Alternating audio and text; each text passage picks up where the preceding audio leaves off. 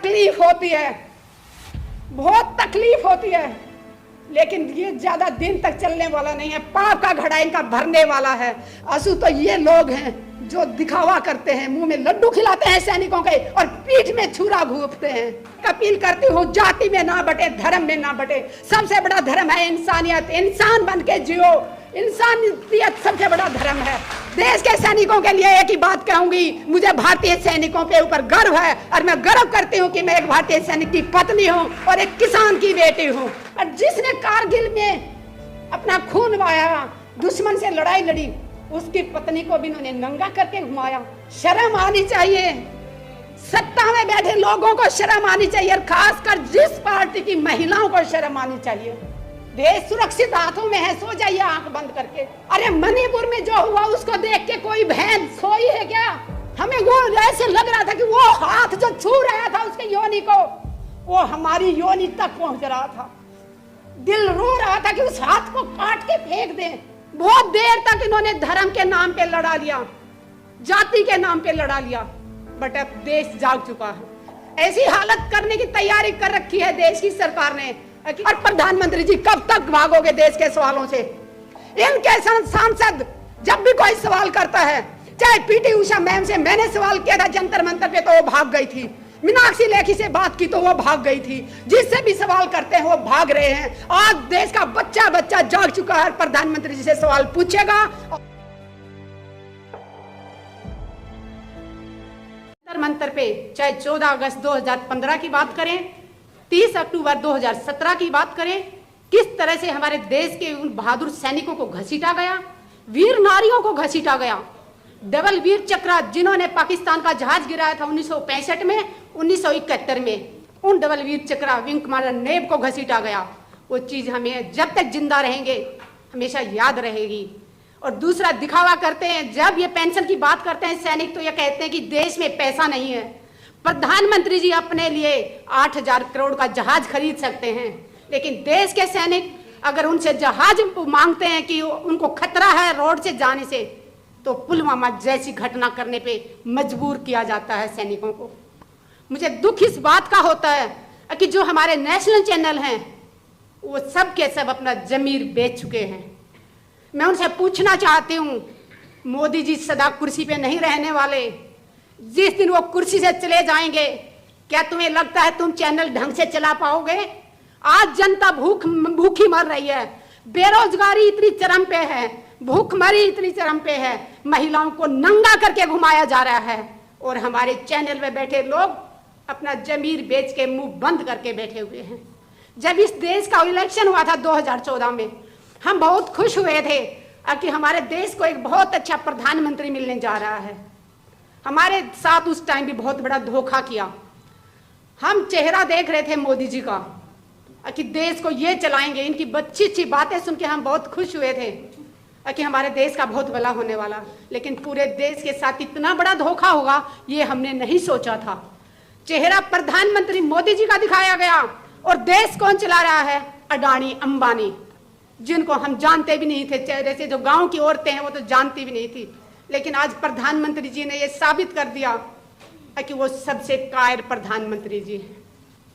दुख होता है जब सैनिकों के नाम पे वोट मांगने जाते हैं।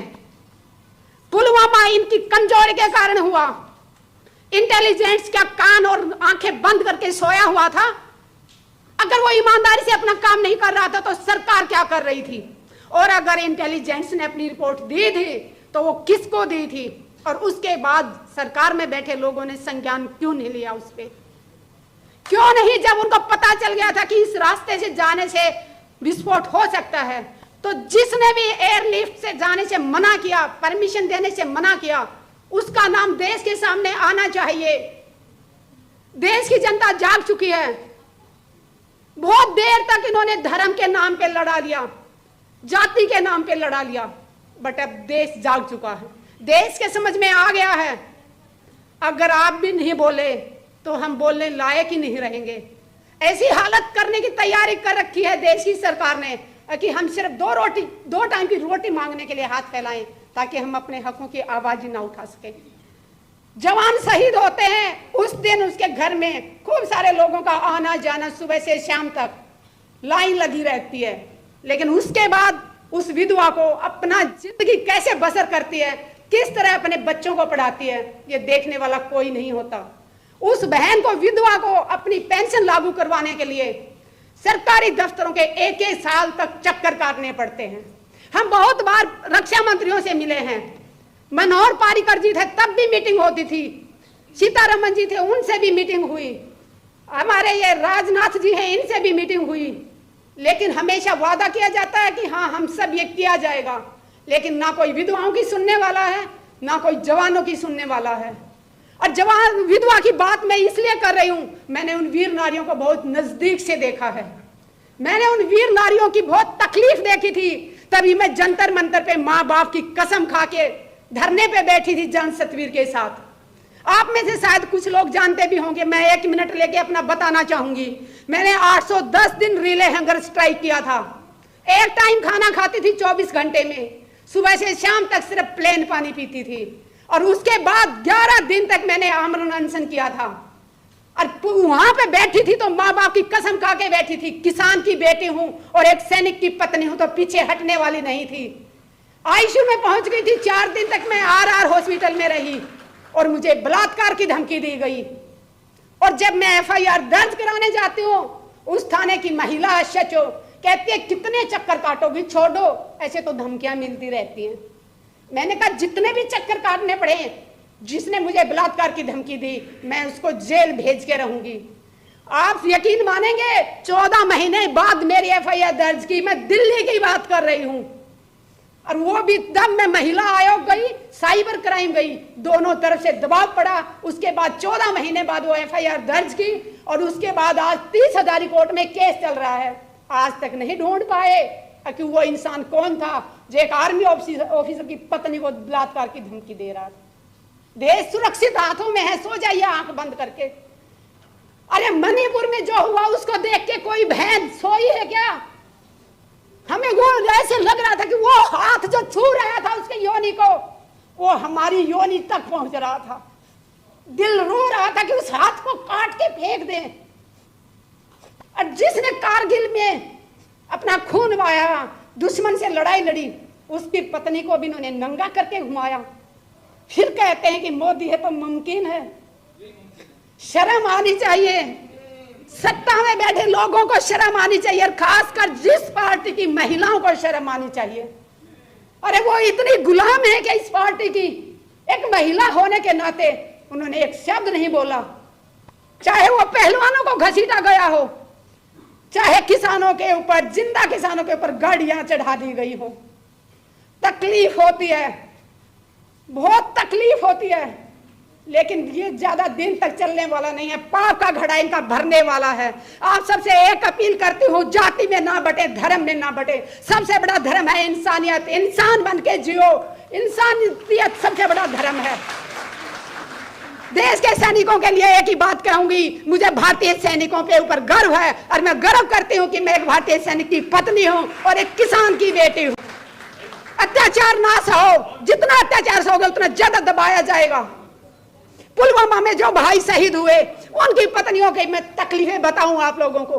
वो शहीद हो जाता है, विधवा हो जाती है, वो एक ठीक है, अलग बात है, करती कि मेरे आदमी ने शहीदी दी, गर्व महसूस करती है, लेकिन उस विधवा को कितनी तकलीफों से गुजरना पड़ता है। हमारा समाज उस विधवा को अशुभ मानता है।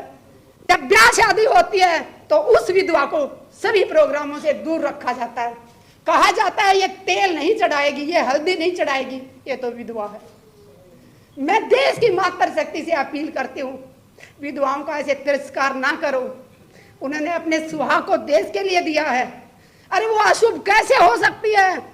उसने अपना सिंदूर कुर्बान कर दिया देश के लिए, और उसको कहा जाता है कि तू तेल नहीं चढ़ाएगी, तू किसी को टीका नहीं कर सकती, तू पूजा में नहीं बैठ सकती, कि तू अशुभ है। अशुभ तो ये लोग हैं जो दिखावा करते हैं, मुंह में लड्डू खिलाते हैं सैनिकों के और पीठ में छुरा घूंपते हैं। अगर ये सच्चे होते तो आज तक पुलवामा के ऊपर कमेटी क्यों नहीं बनाई? अगर बनाई है तो उसमें कौन कौन सदस्य हैं, और वो जांच कहां तक पहुंची? पूछता है भारत प्रधानमंत्री जी से। और प्रधानमंत्री जी कब तक भागोगे देश के सवालों से?